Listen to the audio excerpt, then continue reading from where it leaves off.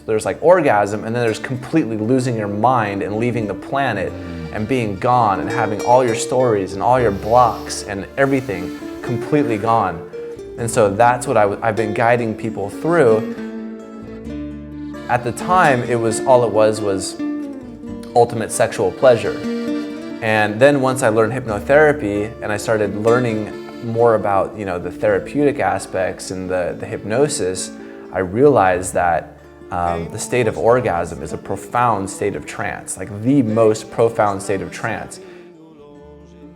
This is Private Matters. I'm Max van Praag. We explore what is intimacy, and we help people thrive in life through intimacy, talking to professionals and people all over the world who have unusual experiences and journeys that that people can benefit from.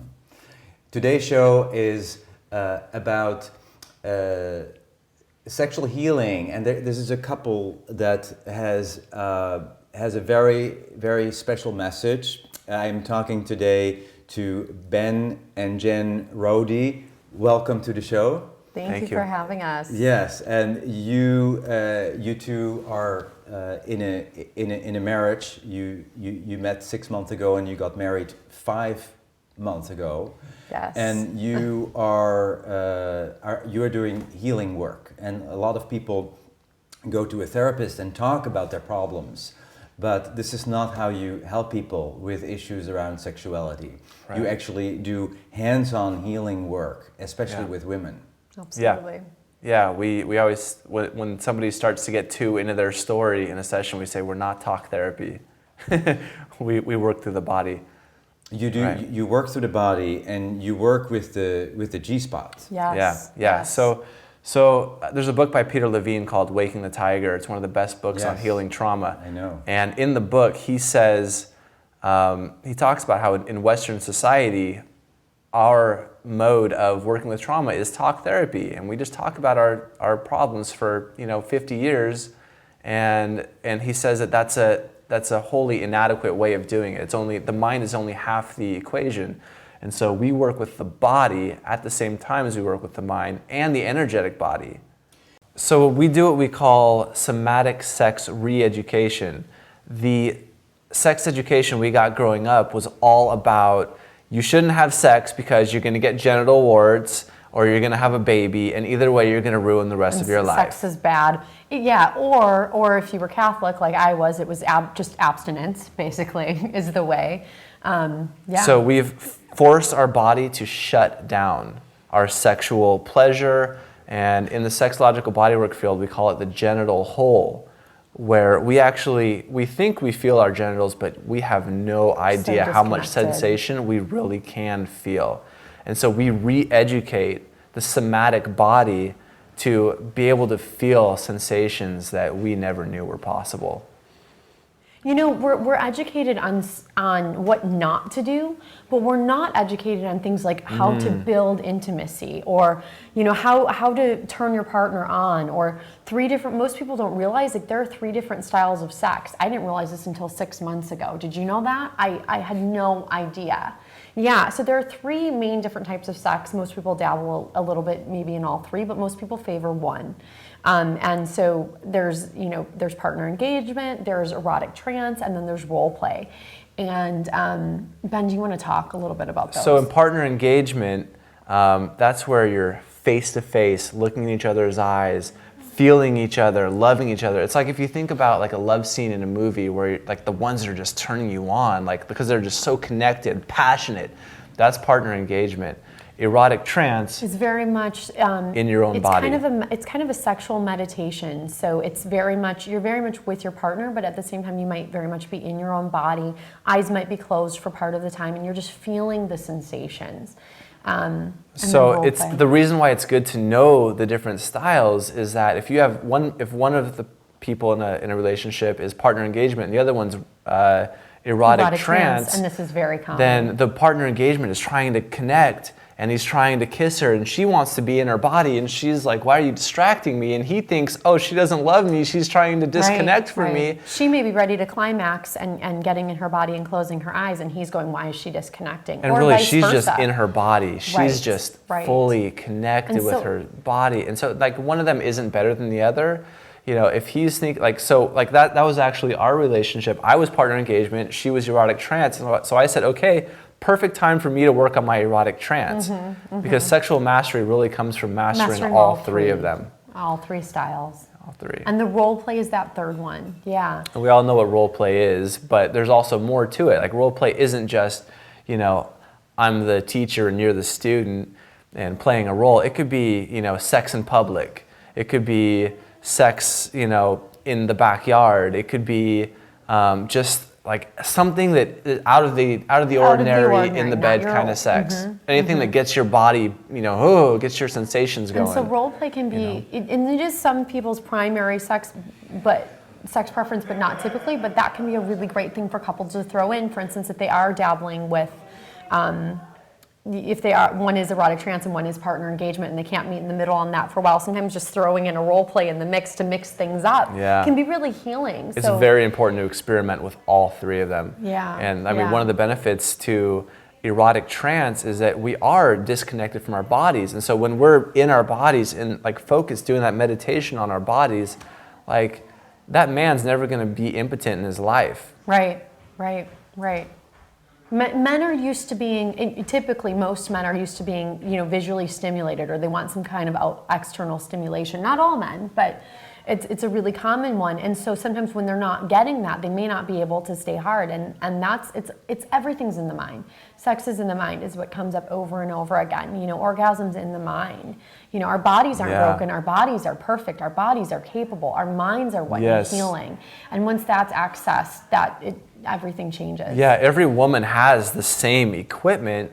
You know, every woman is capable of experiencing the same kind of orgasm. And so when she comes in here and she says, I want to experience my 30-minute full body release, then we know it's going to be guiding her mind through the orgasm.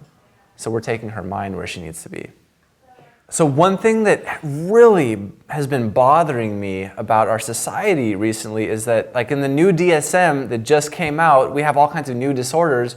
One of them is, I think they call it female arousal disorder or something. I call it FAD, female arousal disorder. And now they're saying, okay, if she's not feeling her arousal, she has this issue called female arousal disorder. Now she's put in a box where she says, I can't feel my desire because I have female... And she's told she's broken. She's told there's something wrong with her. That's not the disorder. The disorder is her man doesn't know how to please her disorder. Like and it's she doesn't know how to communicate disorder as well. Usually, I mean, it goes both ways. We have created this as a society, saying you can't experience your sex. You're a slut. If you like sex, you're a slut. And of course, that's going to say to them, "Oh, I'm not experiencing pleasure. Therefore, I have female arousal disorder, and I don't have any intimacy in my relationship." So this is what we do: is we open up her sexuality again, give her permission to feel her sexuality, and then we take her man and we train him on exactly how to give her what she needs to allow them to connect for the rest of their life. Yes, exactly. Yeah, and that's the thing that I said this the other day. The men don't have the tools. The men need the tools. The women need the permission. Men need the tools, women need the permission. Yeah, we need the permission to be, men just tornadoes. Don't have the tools. Yeah, and that's where it is. It's coming back. It's coming from that Puritan. I mean, even though we don't think we're puritanical and we think we're liberated, that's what's on the bottom. That's what we're built on. It's still there. It's still there at the foundation. So yeah, getting rid of that is... And so our goal is to train people how to do this. We want to certify people. We want to get the word out there and tell everyone how to do this stuff, because we can't work on enough people to change the world, but we can train enough people to do this so that they can work on enough people to change society, change the entire world. That's our And vision. that's what I've literally had dreams with my guides waking me up in the middle of the night telling us that this was what we were supposed to be doing. So it's one of those things, it's like, okay, we need to get on this. Like, this is important, you know? Yeah, we quit our jobs. I was a mailman, she was a preschool teacher. We both quit our jobs with $300 in our bank account each. Yeah. Yeah. Because we needed to do this. It was sink or swim, and we were just being told, and we just had to listen, you know? Yeah. The spiritual community here, they're all about going up Like into their upper enlightening, like I chakras, want and they're enlightenment. ignoring their lower chakras. Right, we have to And so ground that that's what we energy blow out. down into the earth to make it, get things done here in the now, you know? So yeah, it's important. How do you work with darkness in your work? That's a good question. There's so many different ways I could go. Well, with, so that how are question. people, you know, the darkness that people have been avoiding in their own lives, you know, is the stuff they need to express. Yeah, and that has to come out before the pleasure and the light and the manifesting can come in. You can't just focus on that. The dark stuff needs to come up. Yeah, and so like for a lot of people, they perceive just the sexuality as darkness, you know, and so we're helping them work through that to be comfortable with the darkness. But in order to clear the lower chakras, that's what we do with the orgasm. Yes. So you guys are somatic sex re-educators. Your business is called Explosive Sexual Healing. Very refreshing name. And when did the decision come to do this work with couples, with women? The relationship work, the healing work that you're doing. How did this develop? That was probably 2 weeks after we were married. So when I first told her what I did, so I've been developing explosive sexual healing. It wasn't called that. I didn't have a name for it. I had been developing it for maybe 2 years, and it didn't have the energy work in it at the time. And so when I told her what I was doing and what I was writing my book about, she said, what did you say? I wasn't very nice, which is really common with twin flames too. We challenge each other, and we're designed to poke and challenge each other and to help each other grow and evolve and ascend. Yes. And so yeah, it's not all light. There's a lot of dark in there too. You know, She and said, that's you beautiful. heal with G-spot orgasms? Yeah. and So- she said, explain this to me. And I said, no, I want you to see it. Yeah. And so she sees energy, you know, so we did our first session together and on a friend of ours, and afterwards she was like vibrating with all the energy. I was blown away. She's never seen that away. much energy release. She's never seen anything like it. And she said, okay, let's do this. Yeah. Did you know about G-spot healing and massage? Honestly, no. Okay. Honestly, no. I knew very little. I mean, I'm a Reiki master. I work with the angels and guides. You know, I'm very woo-woo.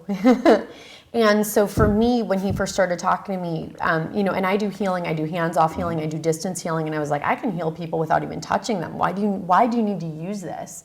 You know, why is this necessary? And then energetically, because I do see energy, I was able to see that way that the energy was moved, and the lower chakras are much harder to clear in women and in men, in my clients and in myself. And so to see such a vast amount of energy clear in such a way that was so quickly transformative and lasting just blew me away. And I thought, wow, this is really powerful stuff. And I've done a lot of meditations on it as far as just talking with my guides and understanding why it's called the goddess spot. It's called the goddess spot for a reason, and it's because it's a very direct connection with source. And this is what they were doing in these ancient, you know, pagan ceremonies, Beltane, it's been Lemuria, Atlantis, all these different ancient cultures, ancient Egypt. I've actually been doing some research on ancient Egyptian practices and culture and their sexual practices, and it's just beautiful. Mm-hmm. Mm-hmm.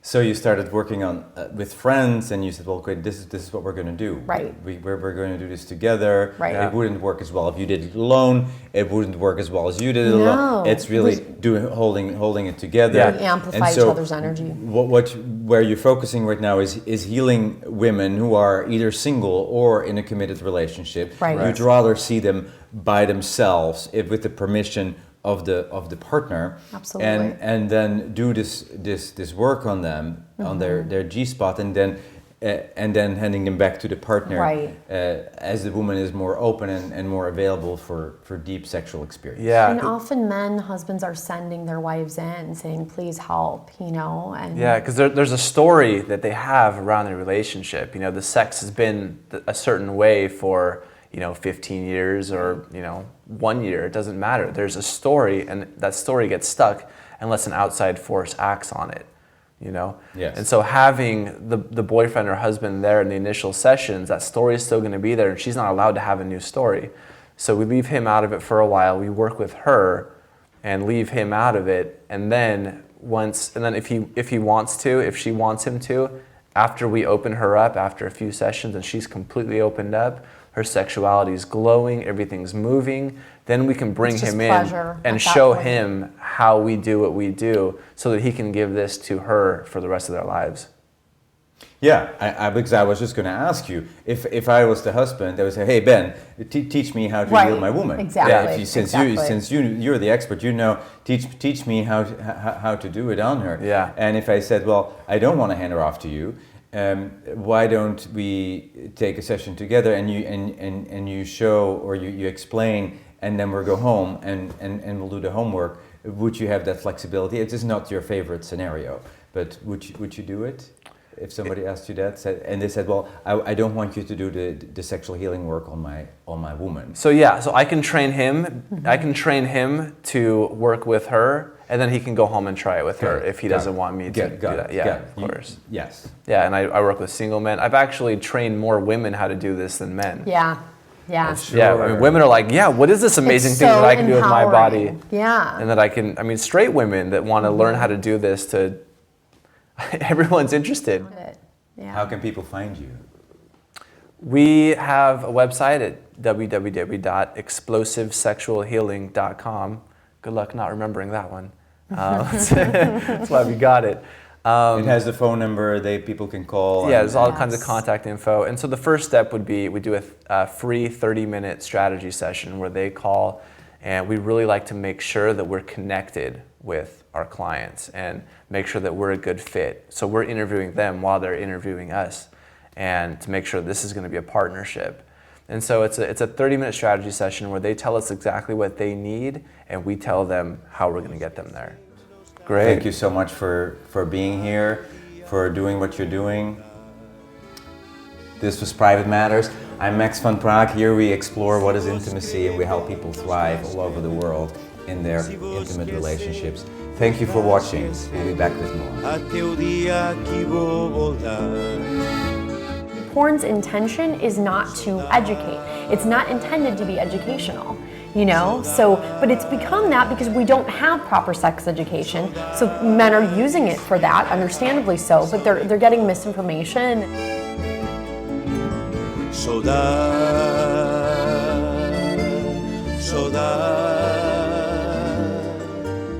Saudades, minha terra, São Nicolau.